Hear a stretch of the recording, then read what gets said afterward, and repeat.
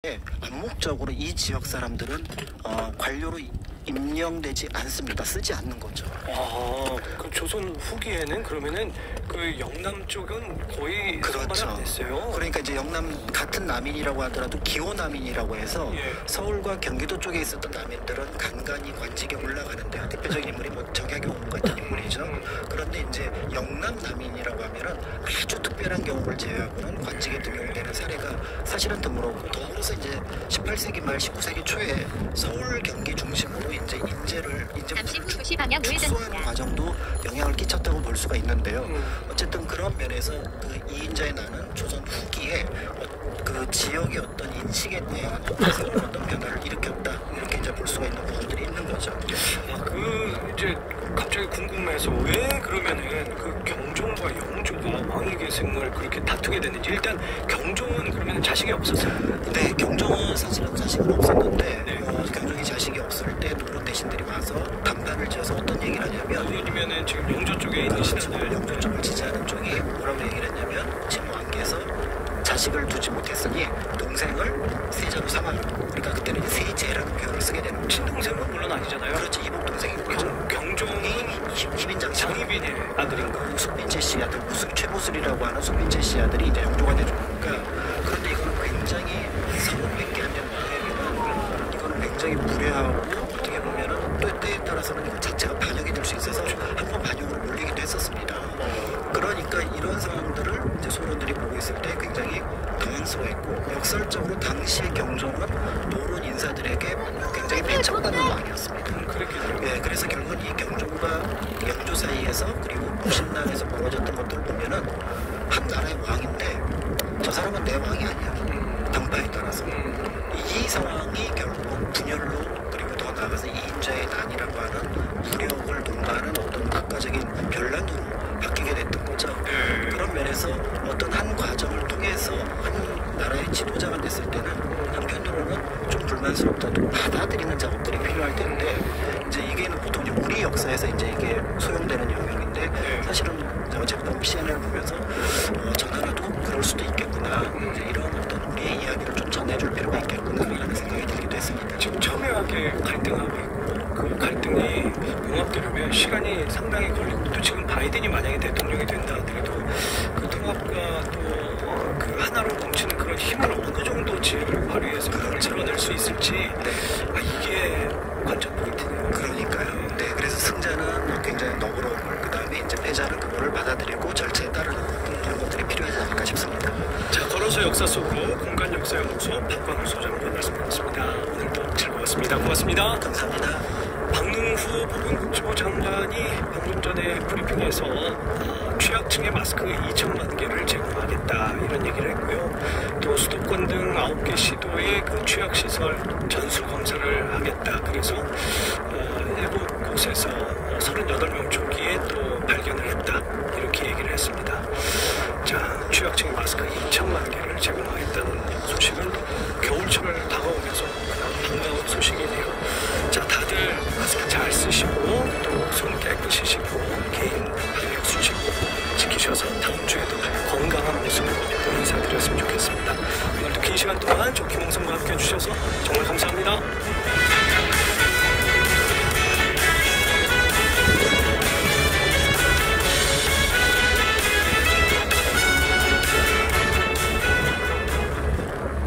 말 같은 말. 안녕하세요, 강은국입니다. 쉽게 말하라고 할 때 중학교 2학년도 알아들을 수 있도록 하라고 하지요. 그런데 중학생들과 대화해 보셨나요? 보통이 아닙니다. 이제 초등학교 2학년 수준으로 낮춰야 할 것 같습니다.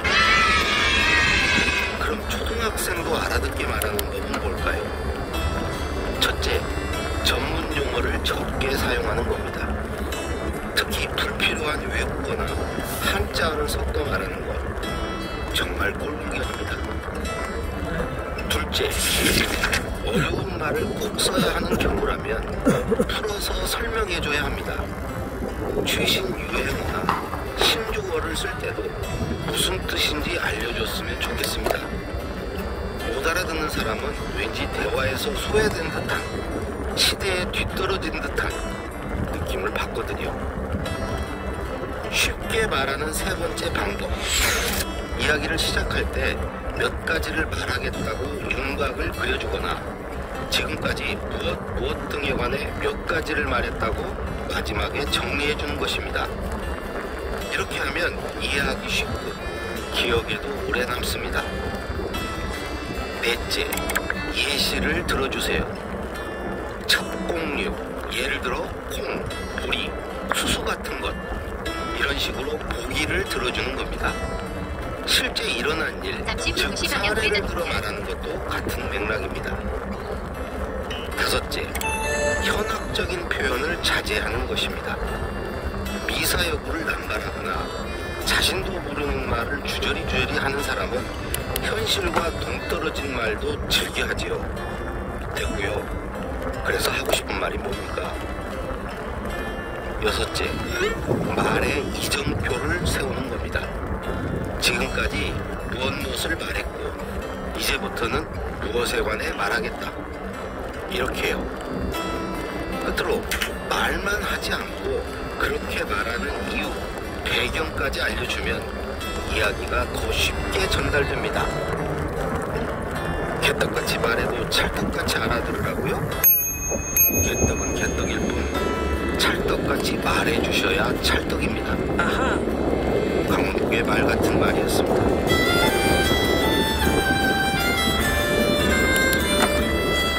어려운 말로 멋있게 말하기보다는 쉬운 말로 맛있게 말해주세요.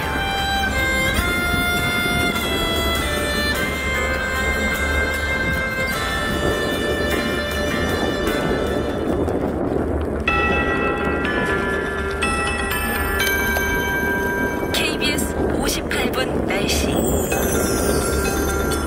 서울의 낮 최고 기온 12.4도로 평년보다 1.8도가 낮았습니다. 늦가을 햇살답게 약했고 바람이 불어서 체감상 쌀쌀한 지역도 꽤 있었습니다. 오늘보다 내일은 훨씬 더 춥겠습니다. 내일 아침 최저 기온이 서울이 영하 1도까지 내려가고 대관령 영하 6도, 대전 0도, 대구 2도 등 영하 5도에서 영상 6도의 분포를 보이겠습니다. 모레 아침까지 북서쪽에서 찬 공기가 유입되면서 그 영향이 지속되겠습니다. 따라서 한파특보가 발표된 지역에는 10도 안팎, 그 밖의 지방 5도 안팎으로 기온이 내일은 내려가겠습니다. 또한 모레까지 서리가 내리고 얼음이 오는 곳이 있겠습니다. 농작물 관리와 건강 관리에 유의하셔야겠습니다. 당분간 맑은 날씨가 지속되면서 건조특보는 확대될 걸로 보여집니다. 현재는 영동과 경상 해안 등에 건조특보가 내려져 있습니다. 내일 오전까지 서해안과 동해안에 바람이 강하겠고요. 물결도 서해 먼바다와 동해 먼바다를 중심으로 높겠습니다. 오늘 맑겠고 내일은 맑은 뒤에 낮부터 구름이 많이 끼겠습니다. 저녁부터 모레 새벽 사이 서해안 쪽에는 빗방울이 떨어지겠고요. 모레는 맑은 날씨가 지속되겠습니다. 내일 낮 기온은 서울 9도, 강릉 13도, 광주 대구 12도 등 내일 낮 기온도 오늘보다 낮겠습니다. 지금 서울의 기온은 10도입니다. 강혜종입니다.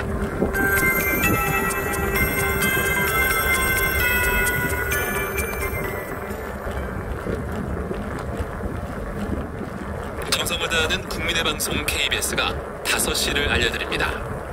AM 711kHz, FM 97.3MHz, KBS 1라디오입니다. HLKA.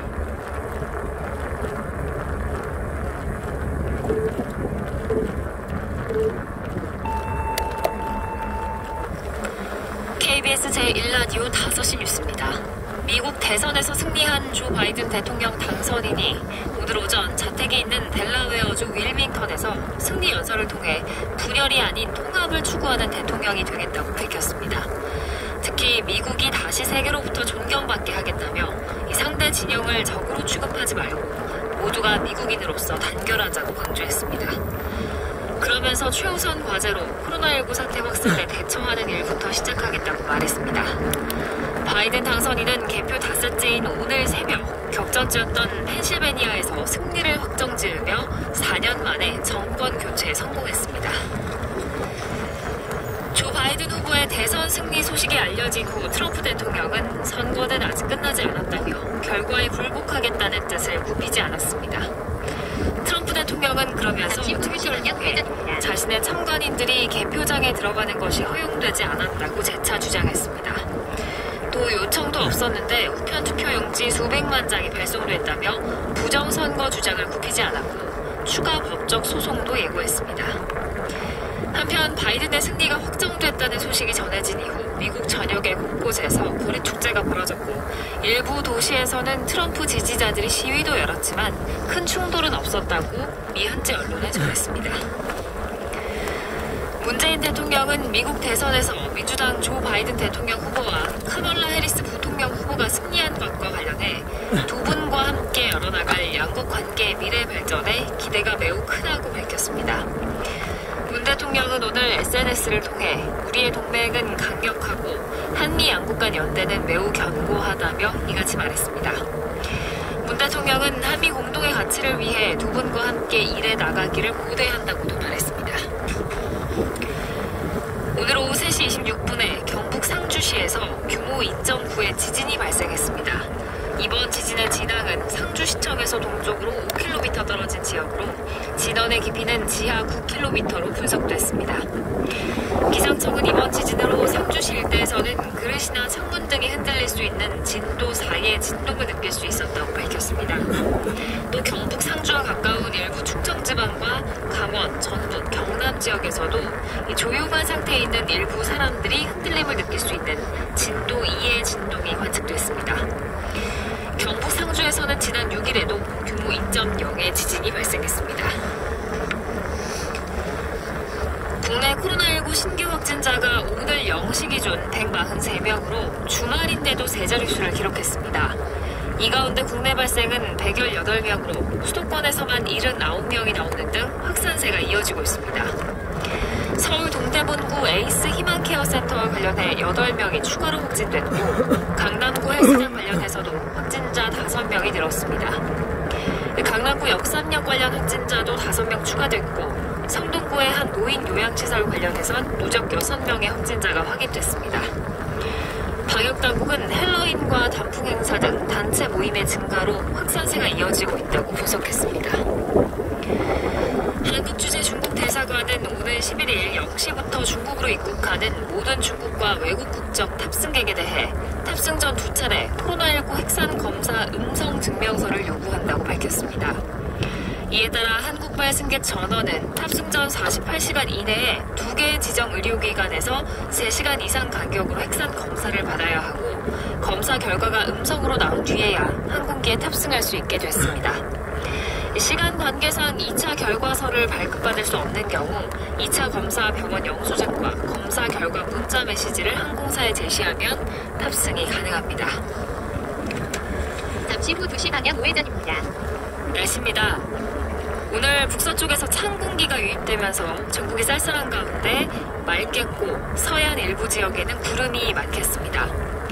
강원도와 경상도 일부 지역에 건조특보가 내려진 가운데 강원 영동에는 특히 바람이 강하게 불어서 산불 등 화재에 주의하셔야겠습니다. 내일은 전국이 맑다가 낮부터 구름 많아지겠고 저녁부터 모레 새벽 사이 충남 서해안과 전북 서해안에 산발적인 빗방울이 떨어지는 곳이 있겠습니다. 내일 대부분 지방의 아침 기온이 영하로 떨어지겠고 특히 경기 동부와 강원 영서, 충북 북부는 영하 5도 내외로 떨어지면서 매우 춥겠습니다. 제1라디오 5시 뉴스를 마칩니다. 지금까지 아나운서 김도연이었습니다. KBS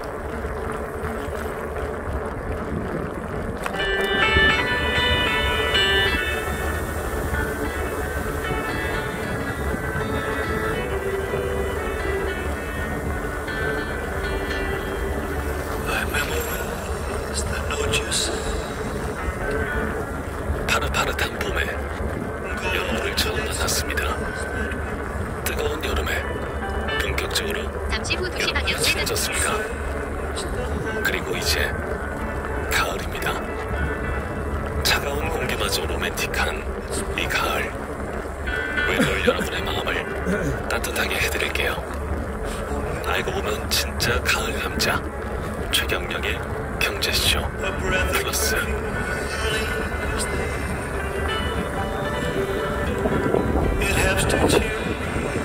네, 안녕하십니까. 77탐사 엔터테이너 최경영입니다. 주말에는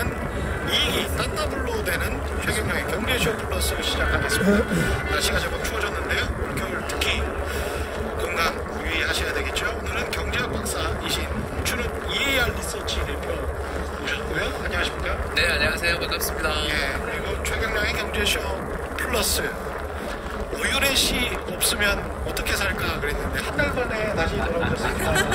오윤혜 씨. 땅에 오윤에 들어왔습니다. 한 달. 딸을 출산하셨어요. 둘째 딸이죠. 네네.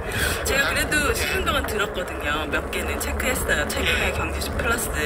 괜찮았죠? 저 없이 잘 돌아가는지. 너무 잘 돌아가가지고 약간 불안하더라고요. 위험했어요. 네. 그래서 보기를 한두 달 더 끌었으면 잘렸을지 모르겠네요. 튕겨나갔지. 네. 일단은 오늘 또 아침 부동산 이야기하고 네. 많이 재밌으실 것 같아요. 그러니까 저 지금 전세 사는데 전세가 1억이 올랐더라고요. 제가 사는 집의 전세가 제가 3월에 재계약인데 내년 3월에? 네, 이제 저랑 뭐- 비슷하네요. 그래서 네. 이거 어떻게 1억 나 3... 그 집에 지금 계속 사실 예정이세요? 네, 한 2년은 더 연장하고 싶거든요. 근데 집주인은 안 들어온다고 그러고? 아직 전화도 안 해봤어요. 아직 좀 시간 남았으니까. 그러면 계약 갱신만 되면은 계속 살 수는 있다. 예, 5% 이내 인상으로. 5% 이내 인상으로. 예. 갱신해주시면은 계약갱신 청구권 행사를 하려면 네. 집주인이 들어와야 되는데 네.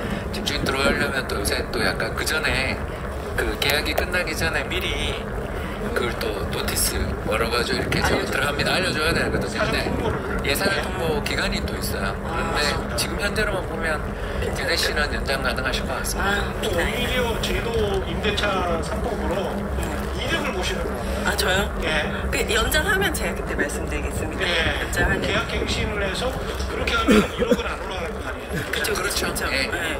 대신 이제 그 2년 뒤가 걱정이긴 한데. 그러니까 2년 뒤에 어떻게 하라고.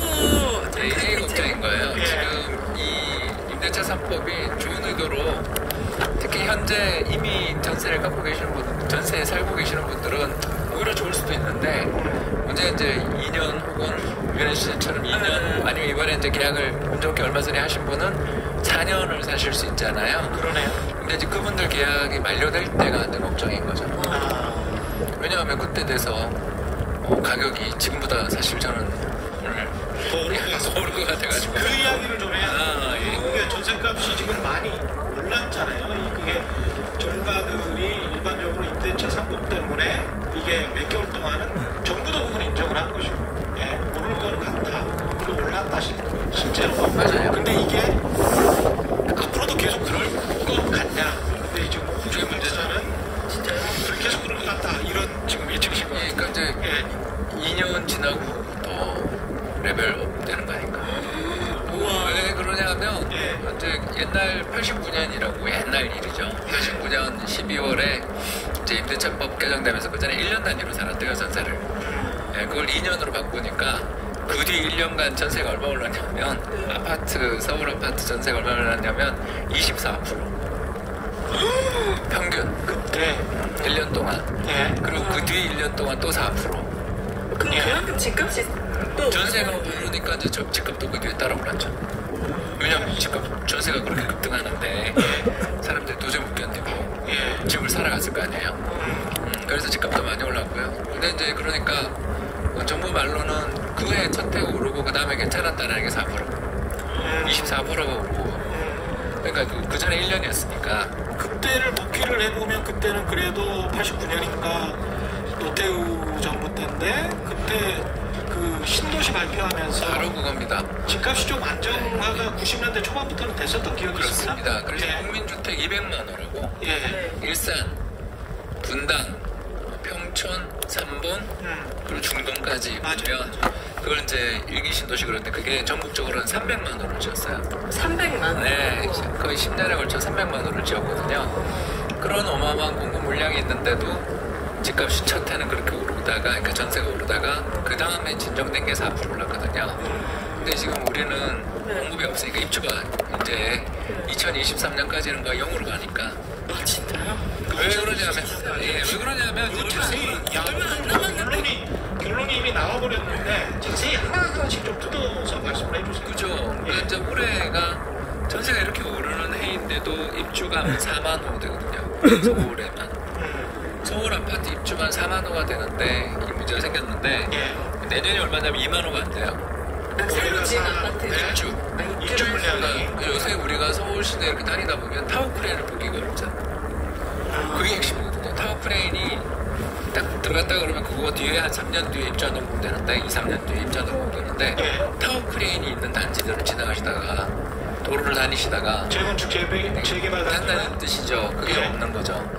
그거 못 본 지 좀 된 거 같지 않아요? 그게 벌써 2, 3년 전부터 정확하게 2016년부터 주택 공급 착공이 이제 마이너스 17, 18, 19, 25년까지 4년 연속 연평균 한 20%씩 준 거예요. 착공률이 줄어들고 있다. 예, 그래서 이제 올해나 내년으로 가면 아직 통계는 안 나왔지만 2007년 이후 이제 최저 주거용 착공이 최저가 된.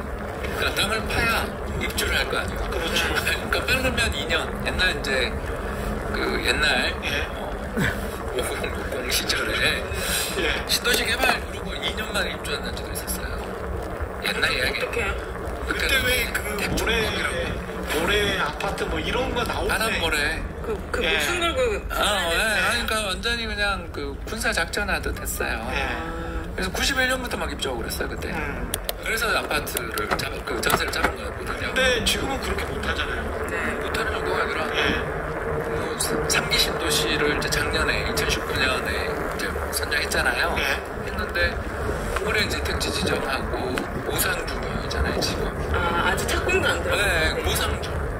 사람들 때문에 3기 신도시 희망을 그래서 갖고 대략 언제 들어오냐라고 이렇게 전문가들하고 여쭤보니까 2026년 보시더라고요. 2026년에 입주가 가능하다고요? 예, 그것도 아마 일부. 진짜 빨리 하면은 예, 그러니까 왜 그런가 하고 봤더니 이제 크게 봐서 세 가지인데 첫 번째 옛날 택조법 여기서부터 여기까지 택지야 이러면 다 그냥 얼마 줄 테니까 다 나가. 잠시 후 2시 방향 우회전. 서울 시절이었잖아요. 좀 군사 정부 때 만들어진 법이에요. 택지개발 촉진법이라고 택조법이라고. 그게 이제 지금 사문화됐죠. 강제 수용 이게 되게 어려워졌고요. 토지의 강제 수용 이런 게 신속한 수용이 어려워졌고 두 번째는 예전에 이제 정말 안 좋은 이야기인데 제가 그냥 들은 이야기예요. 역사학자한테 들은 이야기예요. 80년대 초반에 86년 아세안 게임 88년 서울올림픽을 해야 되니까 잠실을 개발해야 될 거 아니에요. 개발을 하는데 이제 땅을 봤더니 거기서 한성 백제 시절 유물들이 그렇게 많이 나왔다는 거예요. 거기가 위례 지역이었죠. 예, 위례 성잖아요. 지금도 아파트랑 그 안에 성 안에 사람들 살고 계시잖아요. 어머 나왔는데 그냥 그 수많은 사람들의 인구를 다 그냥 밀어버렸다라는 거예요. 왜? 금관이 안 나와서라고 저들끼리 웃음을 들었어요. 신라처럼 화려한 금관 이런 게 나왔으면 그 유적을 보존했겠죠. 그러나 그때 나온 유물이나 그게 이제 한성 백제가 고구려의 침략으로 멸망하고 밑으로 부여로 내려가고 궁조로 내려가기 전에 수도였잖아요. 그러니까 아마 뭐 많은 약탈이 있었거나 비극이 있었겠죠. 그래서 아무튼 큰 이렇다 할 정말 역사학적인 그런 아주 유명한 발굴들이 없었으니까 그런 일이 벌어지지 않았겠냐라는 역사학자의 말씀 제가 들은 적이 있었거든요. 아니면 그냥 묻어버렸던지. 그럴 수도 있는 거죠. 그러니까 근데 지금은 일단 문화재 나오거나 유물이 나오면 스톱이잖아요. 지금 벌써 지금 일부 지역에서 문제가 되고 있거든요. 왜냐면 보존해야죠. 그리고 요즘 같은 경우는 또 그 위에 건물을 짓더라도 이렇게 보존을 해놓고 위에다 건물을 지금 뭐 공평동이나 이런데 서울 광화문 일대에 지어져 있는 큰 건물들 있잖아요. 근데 가보면 지하에서 발견된 유물들을 전시하는 건물들도 있어요. 그러니까 여러 가지로 신경을 써서 우리가 이제 예전문화에 비해서 잘 살게 됐고 또 그 고고학적 가치를 이제 알게 됐으니까 예전에 비해서 그런 것들도 또 신경을 많이 써야 되고 무엇보다 이제 세 번째는 옛날은 나라가 정말 뭐 문명을 건 사업이었던 거죠. 200만 원, 300만 원으로 빚었으니까. 근데 지금 그렇게 내년 예산이 어마어마하게 투입돼 있고 돈을 그렇게 막 들일 수 있냐라는 거죠. 지금 안 그래도 우리 경제가 어려워서 코로나 때문에 어렵고 내년 예산안 편성된 거 보면 안타깝게도 올해 예산보다 적잖아요. 왜냐면 추가 경정 예산이라는 그 4번에 걸쳐서 우리가 돈을 추가로 풀었잖아요. 추경. 그러니까 그거 추경을 편성한 거가 올해 예산이라고 봐야 되는데 내년 예산 규모는 올해 예산에 그 본 예산보다 늘지만 올해가 550조 됐습니까? 그 이제 4번이니까 그 정도 되죠. 잠시 후 그거보다는 좀 적더라고요. 그렇겠네요. 그러니까 뭐 돈 쓸 돈도 없고 쓸 데가 또 급한 데가 당장 우리 가장 지금 중요한 뉴딜 뭐 이런 거 할 때 그린 뉴딜도 하지만 그 헬스케어 관련된 바이오 관련된 그런 쪽에 돈도 엄청나게 들어가야 되고 도와줘야 되고 장사 안 되시는 분들을 위해서 정부가 또 기금들도 만들어 있고 그러니까 과연 그렇게 예전처럼 그 노태우 정부 때처럼 그렇게 어마어마한 돈을 일괄 집어넣어서 막 순식간에 몇백만 원을 지어낼 만한 뭐 그런 게 되느냐에 대해서 또 돈도 없고 네. 이 세 가지가 다 문제가 되는 거죠. 저는 궁금한 게 저희가 인서울 10시 방향 좌회전입니다. 서울에 사는 인구 대비 아파트 공급량이 부족한 편인가요? 그게 아니면은 어떻게 봐야 되냐에 달려 있는 거예요. 네. 왜 그러냐 하면 간단하게 말할게요. 우리가 초과상간에도 살 수 있다면 집은 충분해요. 다시 초과상간에도 살 생각이 있다면 그러니까 우리가 1인당 몸에서도 3만 불 나갔잖아요. 우리가 어디 여행 가면 이제 오래 못 갔지만 다른 나라 여행 가면 여기 뭐 그렇게 안 비싸네 싶은 나라들이 종종 있죠. 그게 우리가 구매력이 굉장히 좋아졌다는 뜻이잖아요. 당장 최근 일본 가신 분들 물론 이제 작년 노조 편입은 안 가지만 그 전에 가신 분들 보면 아니 뭐 일본이 더 싼 게 많은데 좀 이런 분위기가 좀 있지 않았어요? 네네네. 그만큼 우리가 잘 살게 됐는데 예를 들어서 아까 우리 모습에서 얘기했지만 초과상간의 컨테이너 박스에서 살 생각 있어? 라고 이야기하면 그런 집은 있죠. 왜? 40년, 50년 지난 굉장히 낡은 언제 무너질지 모르는 그런 아파트들 우리나라 사실 도심 지역에도 몇몇 아파트들 유명한 아파트들이 있잖아요. 그런 지역들 아파트에 가서 살래 이렇게 보면 전세를 보면 알거든요. 집값은 토지를 갖고 있으니까 되게 비싼데 전세나 임대료는 되게 싼 그런 아파트들이 뭐냐 하면 결국 그게 집으로서의 사용 가치라고 그러잖아요. 주거 가치는 용으로 가는 거죠. 그러면 우리나라 서울에 뭐 예를 들어서 계산을 아주 편하게 하기 위해서 아파트가 200만 원 있다. 네. 그렇게 대충 계산해 볼 수 있잖아요. 1천만에 아파트 200만 원, 단독주택과 빌라 200만 원, 400만 원 있다. 그러니까 2.5명당 집 한 채 있다. 대략 나쁜 가정은 아니잖아요. 400만 원인데 이제 그 400만 원가 40년마다 부숴야 된다. 옛날 지은 우리 아까 바닷모래 아파트와 와우 아파트에 그런 비극이 있었던 나라이기 때문에 아무튼 안전에 굉장히 민감한 나라잖아요. 그렇죠. 그런 나라에서 200만 호가 있다 그러면 40년마다 아파트를 부숴야 되는 거잖아요. 이러면 몇만 호를 한 해에 지어야 되나 생각해보면 40만 호니까 그죠? 4, 5, 20 하니까 한 해에 5만 호 이상은 무조건 지어야 되는 거죠. 근데 제가 아까 이야기한 것처럼 2020년 입주가 4만 호, 2021년이 2만 호가 안 되고 22년은 1만 호 초반, 그리고 23년은 8천 호 정도로 짓게 되거든요. 물론 이거는 민간 연구소의 데이터예요. 그러니까 100% 믿을 수는 없어요. 그러나 새 아파트가 굉장히 부족하고 새 아파트를 찾는 수요층이 너무 많아. 굉장히 많다. 그 말씀하시는 거예요. 예. 그러면 근데 우리 그게 연소득 3만 불이야? 그거에 비해서 집값은 너무 비싼 거 아니야? 그 연소득에 비해서 국민소득에 비해서 맞아요. 저도 비싸다고 생각해요.